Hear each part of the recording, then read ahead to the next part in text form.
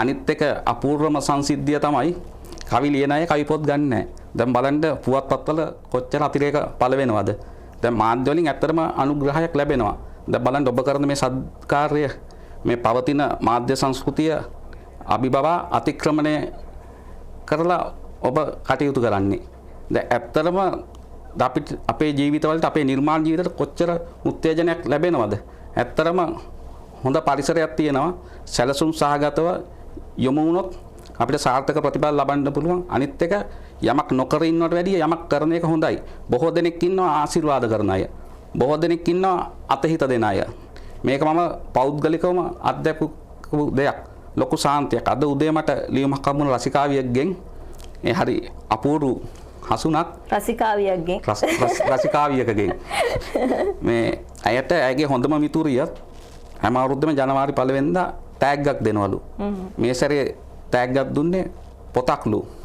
ඒ පොත තාරකා වැස්සක්ලු. ඉතින් ඇය ඒක අගය කරලා මට හසුනක් එවලා තිබ්බා. එතකොට ඇත්තටම අපි යොමු වුණොත් පොතක් නිකුත් කරන්න ඒක ඇත්තටම පාඨකයන් අතරට යනවා. ඔබ කියපු පිළිතුරේ ඊටාම වටිනා කාරණා දෙකක් අඩංගු වුණා. එකක් තමයි කවි ලියන වැඩි පිරිසක් අනික් සෙසු කවීන්ගේ කවි පොත් කියවන්නේ නැහැ කියලා. මම දන්නේ කොච්චර දුරට ඒක නිවැරදිද කියලා. කොහොම හරි ඔහුගේ තර්කය නම් මට හිතෙන්නේ ටිකක් ඒක කල්පනා කරලා බලන්න ඕනේ ගැන. ඒ කියන්නේ පොත් අපිට පුවත්පතක් බැලුවත් කවි නිර්මාණ කරන පිරිස ඉතාම විශාල ප්‍රමාණයක් බව පේනවා. ඉතින් රෝහන් කියන විදිහට ඒ ලියන පිරිසම කවි පොත් මිලදී ගන්නවා නම් කවි පොත්වල ප්‍රශ්නයක් ඇති වෙන විදිහක් නැහැ. අනිත් කාරණේ පාඨකයන් අතර පත් කිරීම අලුත් නිර්මාණ පාඨකයන් අතර පත් කිරීම පිළිබඳව අපි උනන්දු වෙන්න ඕන. කොමාරි අමාරුවෙන් හරි ඒ කාර්යය කළ යුතුයි. ඇත්තටම කිව්වේ දැන් පොත් 1000ක් මුද්‍රණය කරුවොත් පොත් 500ක් අලෙවි කරගත්තොත් අපේ මුද්‍රණ වියදම් පිය වෙනවා. ඒතකොට අනිත් 500 අපිට පුස්තකාල හරහා පාඨකයන් අතරට නොමිනේම පත් කරන්න පුළුවන්. ඒ වගේම දැන් අර රසිකාවියක් එවලා තියෙනවා කියලා කියවනේ ලියුමක් තමන්ගේ හොඳම මිතුරියට තෑග්ගක් වශයෙන් කවි පොතක් දුන්නයි කියලා. ඉතින් ඒ වගේ අපි හැමදාම කියනවා මේ අපිට තෑගි දෙනකොට බැරිද අනිත් ඔය හුඟක් මිල මේ වැඩි දේවල් ගන්න නැතුව සල්ලි හුඟක් වේදම් කරන වෙලාවේ ඒ තරම් මුදලක් වේදම් කරන්නේ නැතුව හොඳ පොතක් තෝරලා ගිහින් දුනොත් ඒක ජීවිත කාලෙටම ඒ කෙනා ළඟ තියෙයි සිහිවටනයක් විදියට. ඒකත් ඔබේ කතාවෙන් කියවෙච්ච තවත් වටින දෙයක් විදිහට මම දකින්නේ.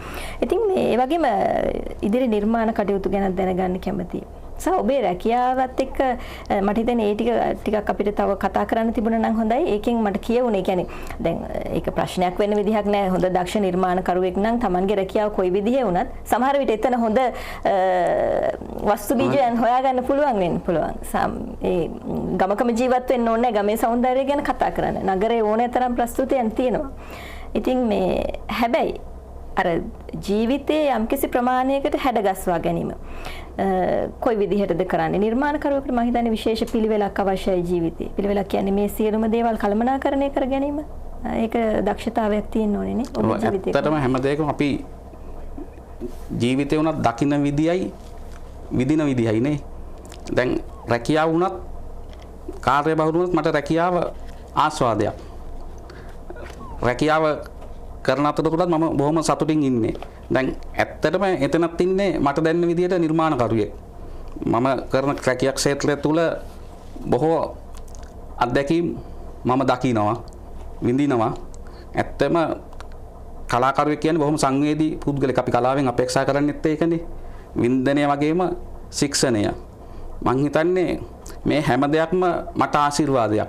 මේ නාගරික පරිසරය වුණත් දැන් හුඟක් නිර්මාණ කටයුතු දොරට වඩින්නේ කතාබහ සිදු වෙන්නේ සම්මන්ත්‍රණ නගරය ආශ්‍රිතව. ඒක ඇත්තටම මට ආශිර්වාදයි. මම ලැබෙන හැම වෙලාවෙකම ඒවට සහභාගී වෙනවා. ඒ වගේම මගේ වින්දනපතය පුළුල් වෙනවා බොහෝ දුරට ඇත්තටම. දැන් උගත් ආචාර්යවරු මහාචාර්යවරු ඒ දේශනවලදී තමන්ගේ දැනුමේ සාරය තමයි සම්පින්දනය කරලා දෙන්නේ. ඇත්තටම පුවත්පත් බලන්න මේ වගේ වැඩසටහන් තුලින් අපිට ජීවිතයට උකහා ගන්න පුළුවන් බොහෝ දේ තියෙනවා. තාරකා වැස්සක් සහ විශේෂයෙන් තාරකා වැස්සක් ගැන මම කතා කරන්නේ අනිත් කෘති දෙකේ වෙනත් අත්දැකීම් පාදක කරගෙන ලියු නිර්මාණ මම හිතන්නේ වැඩි. නමුත් මේක ප්‍රේමය ආදරය සහ විවාහ ජීවිතයේ ඒ පදනම් කරගෙන ලියවුණු නිර්මාණ වැඩි කියලා. මට හිතුණා හැබැයි ඔබ හොඳ ප්‍රතිභාවක් පෙන්වන අලුත් කවියෙක් නිසා එතනින් එහාට අඩියක් තියන්න කල්පනා කරොත් හොඳයි කියලා ඉක්මනින් ඒක වුණොත්. මොකද තව හොඳ නිර්මාණ ඔබෙන් බිහි වෙන්න පුළුවන්. දැන් අපි දන්නවා පරාක්‍රම කොඩිතුවක්කෝ, එතකොට බුද්ධාස ගලප්පත්ති, සේකර ඒ වැනි කවීන් ඒක අලුත් මං සොයාගෙන ගියා. එතකොට ඔවුන් ඒ තියෙන ප්‍රතිභාවයෙන් උපරිම ප්‍රයෝජන ගත්තයි කියලා අපි විශ්වාස කරන්නේ. ඔබටත් එහෙම බැරි කමක් නැහැ කියලා මම හිතනවා. ඔබේ අදහස හුඟක් අගය කරනවා. මටත් ඒක දැනට දැනන දෙයක්.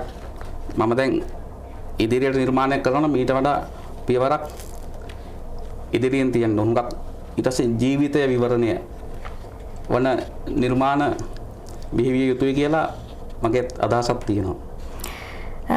ඒ වගේම ඊළඟ නිර්මාණය කොයි වගේ වෙයිද? කවි එකතුවක් වෙයිද? ගීත එකතුවක් වෙයිද? බොහෝ දුරට මේ ගීත එකතුවක් වෙයි. මොකද ගීතය කවිට වැඩි බොහොම ආස්වාදජනකයි.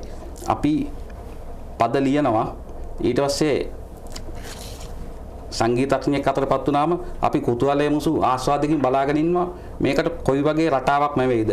ඇත්තටම අපි නොහිතපු ඒකට හැඩයක්, රටාවක්, රිද්මයක් සංගීතඥයා තුලින් ලැබෙනවා. ඒකින්ද මම මේ ආස්වාදයට බොහොම කැමතියි. හැබැයි ලොකු තර්කයක් එක්ක මම හිතන්නේ පිළිතුර නිමාවට පතින් අපි ලබන සති සමුද්‍ර විතර මේ ගැන තව ටිකක් කතා කරන්න බලාපොරොත්තු වෙනවා බුද්ධදාස ගලප්පත්ති කවියත් එක්ක. මොකද මොනිකරුවන් පතිරන වගේ කිවිදයක් ඊට වඩා ඉතාම වෙනස් තැනක ඉන්නේ.